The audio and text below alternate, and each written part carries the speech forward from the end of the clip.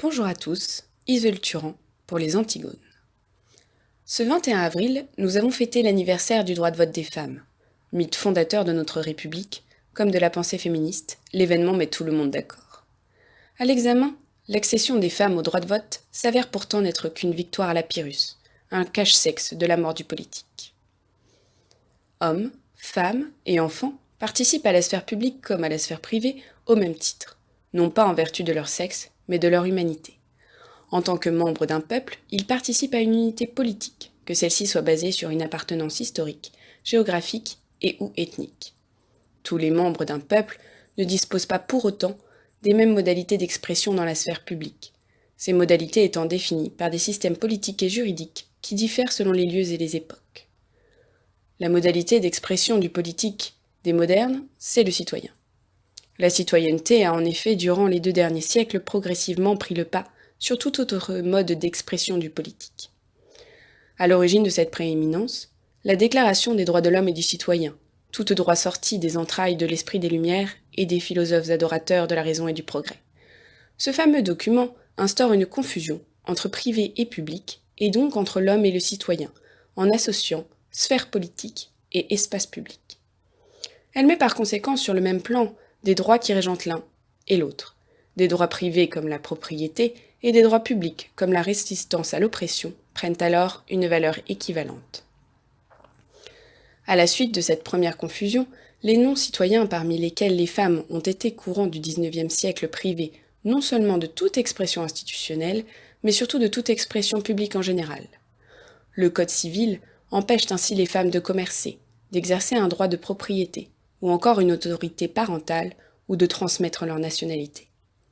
Bref, elles se retrouvent privées de toute responsabilité quelconque dans la société civile et parquées dans un espace privé désormais étroitement compris comme étant la maison, non pas le foyer ou l'oikos des anciens, mais simplement le lieu de vie de la famille. Toutes ces prérogatives, gestion de patrimoine, de chaires d'enseignement, d'hôpitaux ou d'abbayes, les femmes en jouissaient pourtant au Moyen Âge et encore largement dans certaines régions sous l'Ancien Régime. Alors que le droit de vote du citoyen aurait pu rester, à l'image du droit de vote médiéval, un vote collectif et familial, il devient dans le courant du XIXe siècle un mode d'expression individuel. Autant il était possible d'exclure les femmes ou d'autres catégories sociales du vote, ou plus généralement de certaines modalités d'expression institutionnelle, tant que les personnes conservaient la possibilité d'une expression politique quelconque, autant le droit de vote des femmes de 1945 était devenu une nécessité politique et sociale, bien au-delà des groupes féministes qui se sont appropriés la question. Bien sûr, les suffragettes ont contribué à l'obtention de ce droit pour les femmes. Il ne s'agit pas ici d'en nier l'évidence. Mais il est important de souligner qu'elles n'ont donné leur coup de bélier que dans un mur qui était voué à s'écrouler. Ce que nous voulons, nous, souligner, c'est que se gargariser de cette pseudo-victoire, les féministes en oublient trop souvent l'essentiel. Les femmes, et à leur côté les hommes, ont-ils aujourd'hui la possibilité de réellement s'exprimer dans la sphère publique et politique? Rien n'en est moins sûr. À l'heure du vote pour tous et des droits à en pagaille, qui peut se prévaloir d'avoir un mot à dire sur les infrastructures publiques qui seront construites dans son village, sa ville ou sa région? Les citoyens, fièrement armés de leur sacro-saint droit de vote, n'ont plus aucune prise sur les décisions du quotidien.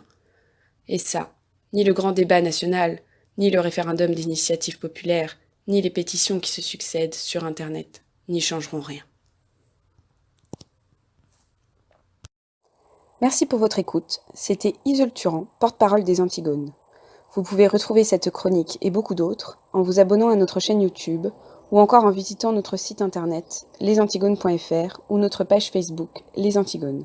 Vous pouvez aussi nous soutenir par un don sur notre compte Tipeee.